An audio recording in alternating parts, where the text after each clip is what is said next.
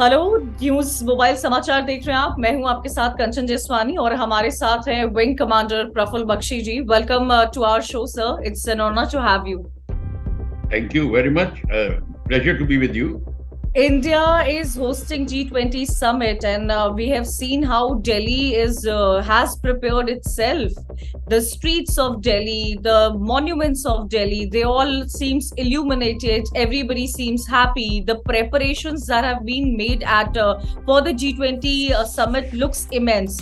Sir, I wanted to know this from you: that what are the security measures, as security as in combining everything, that are being taken for a high profile event as G20?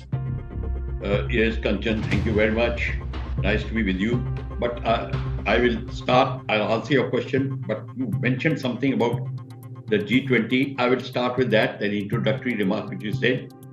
This show of G20 is bringing the countries together from not from one angle, but from overall angle of humanity and all the aspects of humanity, which include culture, commerce, security, which includes climate, which includes every and joint prosperity, including the harmony in religion and anti-terrorist aspects. Everything will be which affects the humanity, and that is why we are bringing them and showcasing the best of India. Because why best of India? As you notice, our culture has gone and dominated in Southeast, not by military, by love and affection, whether it is Java, Sumatra, Indonesia, Bali, everywhere, Angkor, everywhere. Korea, the Korean team is here now to take Ram Mandir in South Korea. They want to build a Ram Mandir. So this aspect has to be very clear, that it is an overall aspect of humanity which is going to be displayed out here. That is why security is a very important aspect. How to secure them. Definitely. Of course, the most important aspect is secure from here, because the terrorist element, the Khalistani element, anybody would like to embarrass us, like in the last Republic Day.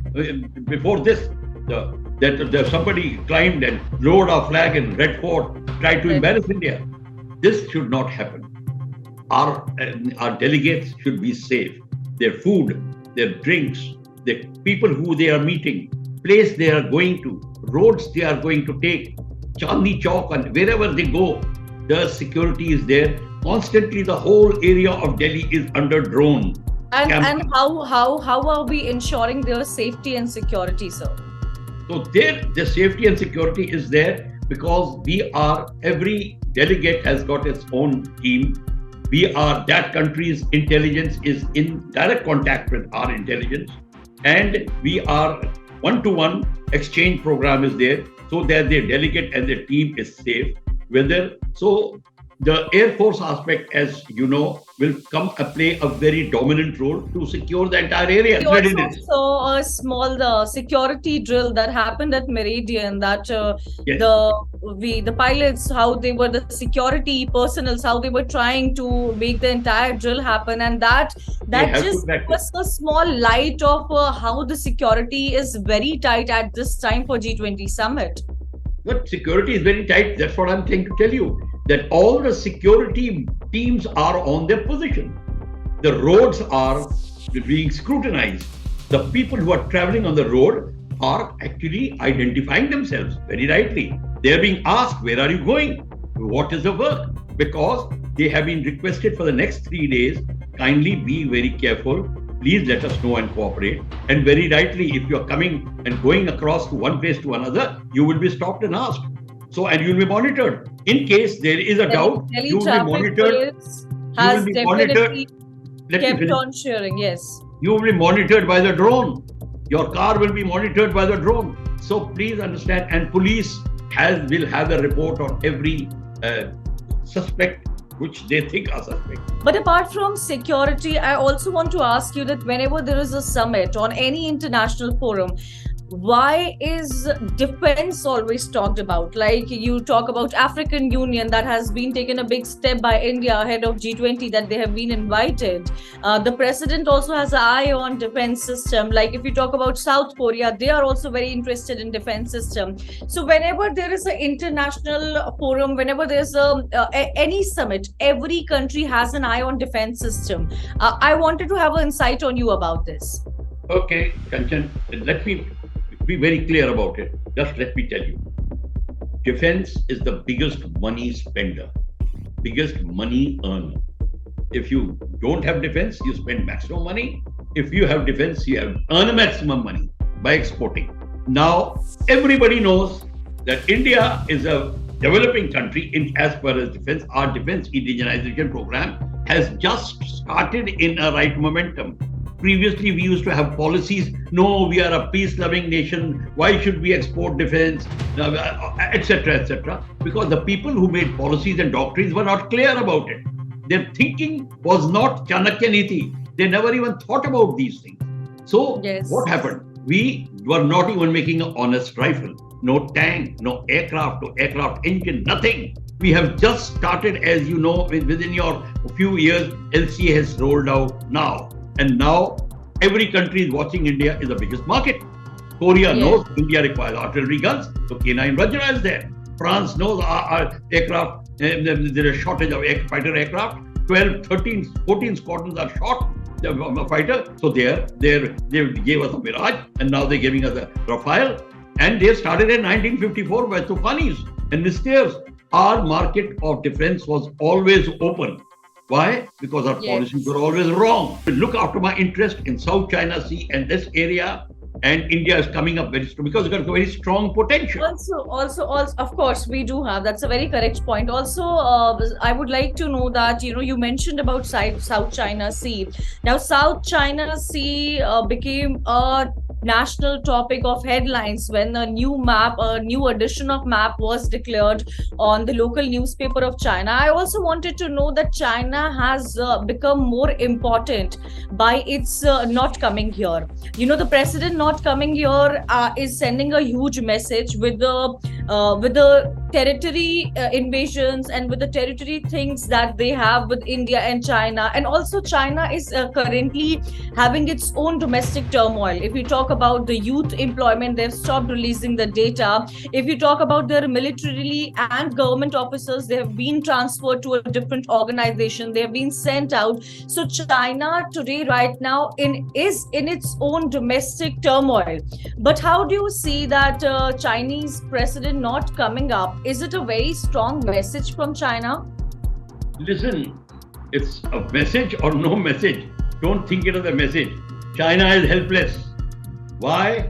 Because China knows very well that all the countries which are coming out here, most of them are from the south, around South China Sea. Most of them have a grudge against them, including India. So he knows very well. And he knows that nobody has good to speak about China, except for a few countries. So China is looking for various avenues, except for Pakistan, which is friendly to it, or North Korea, and probably one odd Turkey or something like this, 50-50. No other country is very close to China. I mean, though I want to talk about Russia also. I'll just finish it.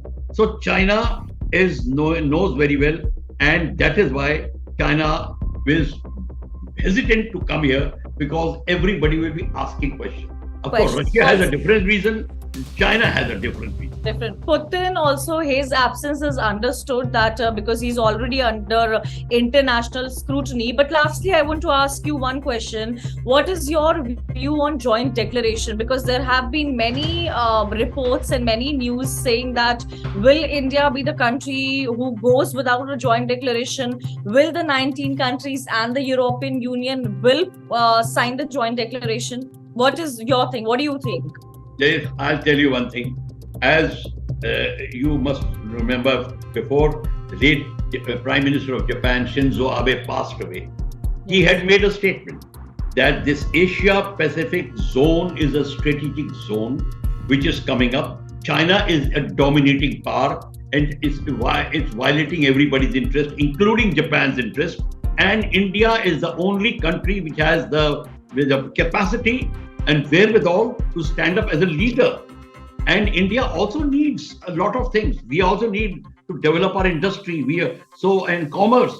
So it was suggested that all the countries get together, form a Asia Pacific Union sort of a aspect in line with the European Union. But European Union is made up of the exploiters who dominated and exploited the African and Asian world. But the union will come up as protector of this area. So, and Western countries are also interested because their trade is out here, which China is challenging. So America is supporting us. That is why we are in the Quad.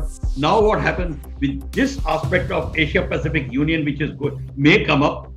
Then Quad is coming up. The militarization is around the corner. And why not? Joint industry, joint commerce, joint technology development, joint cyber, joint tourism, joint aviation, joint, fight against climate. All these things will be jointly handled with India's leadership. That is what is required, and that is what is unnerving China. And that is the order of the day and requirement which you have just asked. All right. Just your last view on G20, that how do you think it's going to create opportunities for India and the other countries that are participating? When we see such a high profile summit like G20, many such doors and MOUs are open and signed. Absolutely, Kanchan, you're very right. If you see the areas, now for that, one must start speaking the truth. The truth is, industrial development came very late to us. Probably we were denied because we were under domination of European powers. So we missed out on that. Now, industrial revolution means our basic industry did not become strong. That is why you don't even have aircraft engine, the metal for that metallurgy you don't have. You don't have the tank grade metal. You don't have anything. So industrial development will take place. The commercial development will take place jointly. So all these things will come up. So there will be various teams which will sit down. They are jointly for industrial development, for tourism, even for cultural development, and for joint aspects of religion. And let me tell you one thing, something very important. Buddhism is the core center of that area of South China Sea. Maximum countries are Buddhist, but home of Buddhism is India. It is now high time that India takes leadership in that. We should, after this, call for a big world forum on Buddhism, where we should call all these people and let China be invited also, let the world know. And when you see, when you have in a very friendly atmosphere, the positive aspects of religion being discussed, those countries come very close. You emotionally come closer. And that is what is the requirement of the day. When you have industrially close, commercially close for tourism, and from the aspect of respect for religion, you get close. Thereafter, you will have a very firm, solid body, much stronger than European Union can ever be. So that is what we are. Thank you so much for being with us. So this was Wing Commander Praful Bakshi, who gave us a very important insight on the security, also answered our questions on China, on Russia, and how India has become a very huge international platform for many countries inviting. Thank you. Stay tuned to NewsMobile for more such updates.